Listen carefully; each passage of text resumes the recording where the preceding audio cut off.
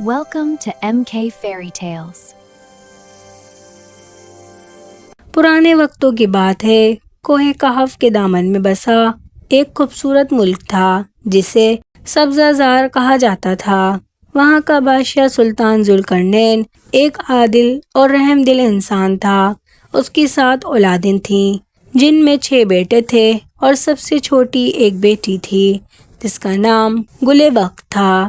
گل بخت پورے محل کی جان تھی، اسے سب لاڈلی شہزادی کہتے تھے۔ اس کی آنکھیں جھیل جیسی نیلی اور باتیں شہد جیسی میٹھی تھیں۔ بادشاہ نے اپنی بیٹی کے لیے محل کا ایک حصہ خاص طور پر چاندی اور ہیروں سے سجایا تھا، لیکن گل بخت کو ہیروں سے زیادہ باغ کے پھولوں اور پرندوں سے پیار تھا۔ شہزادی کی پرورش ایسے ہوئی کہ اس کے پاؤں زمین پر کم اور سر آنکھوں پر زیادہ رہتے تھے۔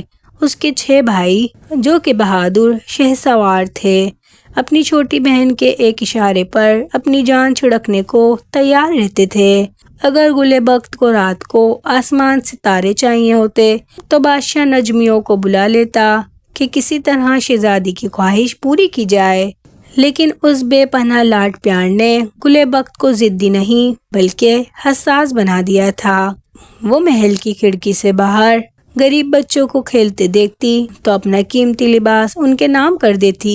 جب گل بخت 18 سال کی ہوئی تو اس نے ایک رات ایک عجیب خواب دیکھا۔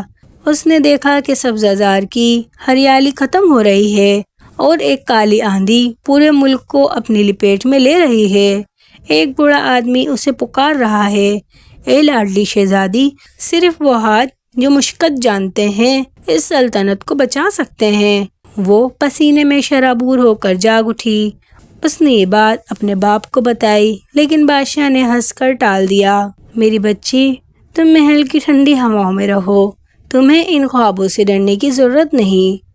قدرت کا کرنا ایسا ہوا کہ چند ماہ بعد ہی ملک میں شدید قحط پڑ گیا۔ دریا خشک ہو گئے اور اناج کے گودام خالی ہونے لگے۔ بادشاہ پریشان ہو گیا، لیکن اس سے بھی بڑی آفت تب آئی جب پڑوسی ملک کے ظالم جادوگر بادشاہ شداد نے سبزار پر حملہ کر دیا۔ سلطان ذوالقرنین کے بیٹے سرحدوں پر لڑنے لگے، لیکن شداد کی جادوئی فوج کا مقابلہ کرنا مشکل تھا۔ دیکھتے ہی دیکھتے سبزہ زار کا امن تباہ ہو گیا۔ بادشاہ کو قلعہ بند ہونا پڑا۔ محل میں خوف کا سما تھا۔ گل بخت نے دیکھا کہ اس کے بھائی زخمی ہو کر واپسی آ رہے ہیں اور اس کا باپ بوڑھا ہو گیا ہے۔ تب اسے اپنا خواب یاد آیا۔ اس نے محسوس کیا کہ اب وقت آ گیا ہے کہ وہ صرف لاڈلی بن کر نہ رہے بلکہ اپنی سلطنت کی محافظ بنے۔ اس نے اپنے شاہی لباس اتارے، ایک سادہ سپاہی کی وردی پہنی اور اپنے گھوڑے رات پر سوار ہو کر محل سے نکل کھڑی ہوئی۔ اسے معلوم تھا کہ شداد کو شکست دینے کے لیے طلسمی آئینہ لانا ہوگا جو وادی سنگلاخ میں چھپا ہوا تھا۔ راستے میں اسے بھوک پیاس اور کڑی دھوپ کا سامنا کرنا پڑا۔ وہ شہزادی جس کو کبھی کانٹا تک نہ چبھا تھا اب اس کے پاؤں لہو لہان تھے۔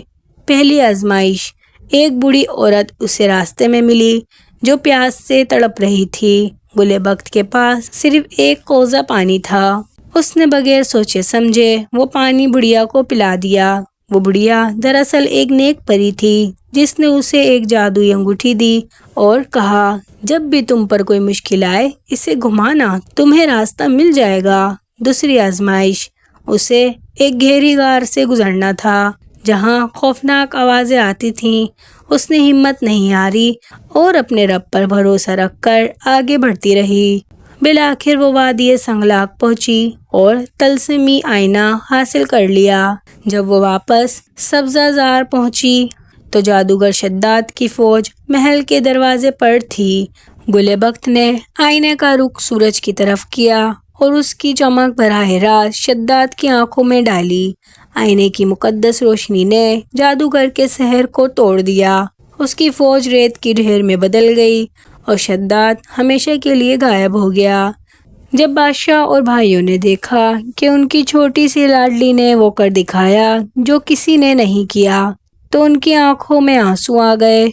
گل بخت اب صرف ایک لاڈلی شہزادی نہیں تھی بلکہ وہ ملکہ سبزہ-زار بن چکی تھی۔ اس نے تخت سنبھالنے کے بعد قحط زاد لوگوں کے لیے خود کھیتیوں میں جا کر کام کیا اور اپنی سلطنت کو دوبارہ خوشحال بنایا۔